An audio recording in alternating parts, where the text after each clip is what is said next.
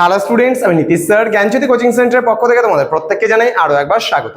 তো স্টুডেন্টস, আজকে আমি তোমাদের সঙ্গে আলোচনা করব এসকেবিইউ অর্থাৎ সিধু কানহু বিরসা ইউনিভার্সিটির অধীনস্থ যে সমস্ত ছাত্রছাত্রীরা ফিফথ সেমিস্টারে বিভিন্ন কলেজগুলোতে পড়াশোনা করছো, তোমাদের কিন্তু এবার সিলেবাসে রয়েছে মেজর পেপার 6 এর হিস্ট্রি, যে পার্টটা তোমরা এবার পড়বে সেই নিয়ে কিন্তু আজকের ক্লাসটিতে আমি যে বিষয়টা আলোচনা করবো সেটা হচ্ছে দিল্লি সুলতানির ইতিহাসে খলজি বিপ্লব এর পটভূমি আলোচনা করো। ক্লাসটি শুরু করার পূর্বে তোমাদেরকে বলে রাখি, যারা এখনো আমাদের চ্যানেলটিকে সাবস্ক্রাইব করনি তারা অবশ্যই চ্যানেলটিকে সাবস্ক্রাইব করে পাশে থাকা বেল আইকন অল প্রেস করে দাও, যাতে নেক্সট টাইম থেকে কোনো ভিডিও আপলোড করলে তার নোটিফিকেশন তুমি সবার আগে পেতে পারো। এছাড়া তোমরা যারা ভাবছো যে অনলাইনে আমাদের ক্লাস জয়েন করবে তারা অবশ্যই যোগাযোগ করো আমাদের অফিসিয়াল নাম্বার 7076398606 নম্বরে অথবা 6295916282 নম্বরে। তোমাদের ডিটেলসটা দেওয়া আছে এখানে, দেখো এটা স্ক্রিনশট করে নিতে পারো। আমাদের অফিসিয়াল নাম্বার দেওয়া আছে এখানে। টোটাল কোর্স ফি দেওয়া আছে ফিফথ সেমিস্টার কোর্স ফি মাত্র 1199, এখন 50% অফার চলছে। তোমরা যদি এখন অ্যাডমিশন নাও মাত্র 599 রুপিসের বিনিময়ে তোমাদের পুরো প্যাকেজিং কোর্সটা কিন্তু তোমরা আমাদের কাছ থেকে পেতে পারো। তো স্টুডেন্টস, দেরি না করে আমাদের অফিসিয়াল নাম্বারে যোগাযোগ করো এবং যুক্ত হয়ে যাও আমাদের অনলাইন ক্লাসে। চলো শুরু করছি আজকের ক্লাসটা। দিল্লি সুলতানের ইতিহাসে যে খলজি বিপ্লব তার পটভূমি কি ছিল এই নিয়ে কিন্তু আজকের এই আলোচনার বিষয়।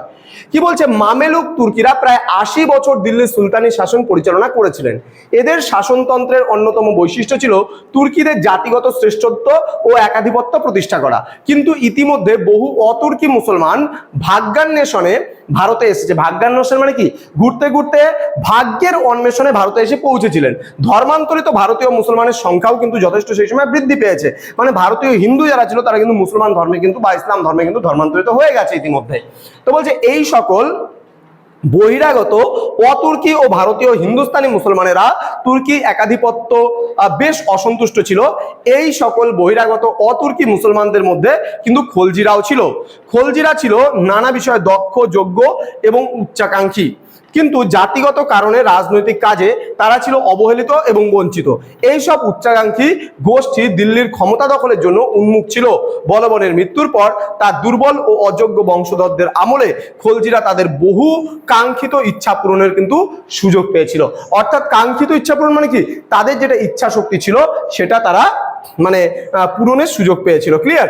নেক্সট কি বলছে আমরা একটু জেনে নেই।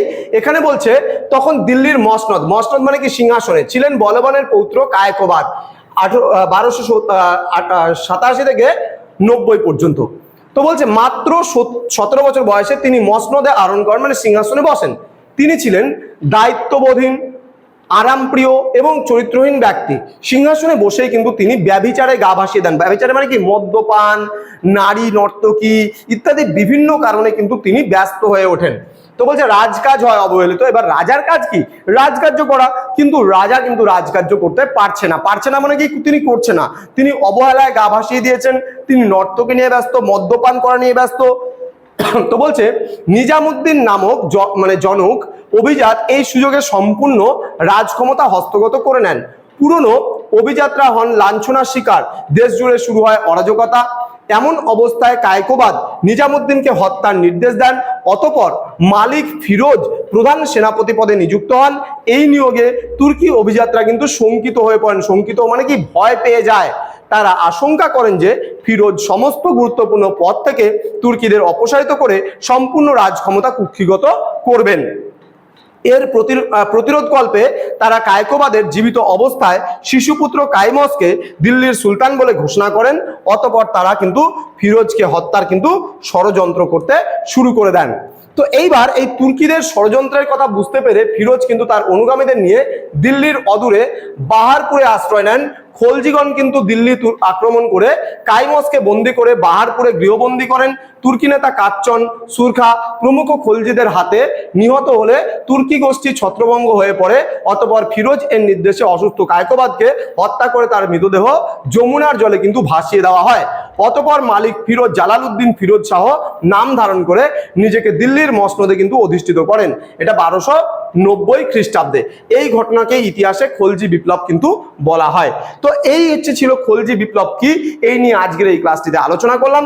এর পরের দিন হয়তো নতুন কোনো টপিক নিয়ে আলোচনা করব। তো স্টুডেন্টস যারা এখনো পর্যন্ত আমাদের চ্যানেলটিকে সাবস্ক্রাইব করনি তারা অবশ্যই চ্যানেলটিকে সাবস্ক্রাইব করে পাশে থাকা বেল আইকন অল প্রেস করে দাও, যাতে নেক্সট টাইম থেকে কোনো ভিডিও আপলোড করলে তার নোটিফিকেশনটা তুমি সবার আগে পেতে পারো। অনলাইনে যুক্ত হতে চাইলে আমাদের অফিসিয়াল নাম্বার দুটো সেভ করে রাখো, যোগাযোগ করো। ইতিমধ্যে প্রচুর ছাত্রছাত্রী এসকেবিওর আন্ডারে আমাদের কিন্তু সেন্টারে কিন্তু যুক্ত হয়ে গেছে এবং তারা রীতিমতো ক্লাসগুলো করছে। সুতরাং তোমরা যারা ভাবছো নেক্সট টাইম থেকে আমাদের ক্লাস জয়েন করবে তারা অবশ্যই আজই যোগাযোগ করো আমাদের অফিসিয়াল নাম্বারে, কারণ আমাদের একটাই লক্ষ্য তোমাদের উজ্জ্বল ভবিষ্যৎ তৈরি করা। দেখা হচ্ছে খুব তাড়াতাড়ি আরো একটা নতুন ভিডিও নিয়ে তোমাদের সঙ্গে। তোমরা প্রত্যেকেই ভালো থেকো, সুস্থ থেকো। Thank you so much, thanks for watching after all. Thank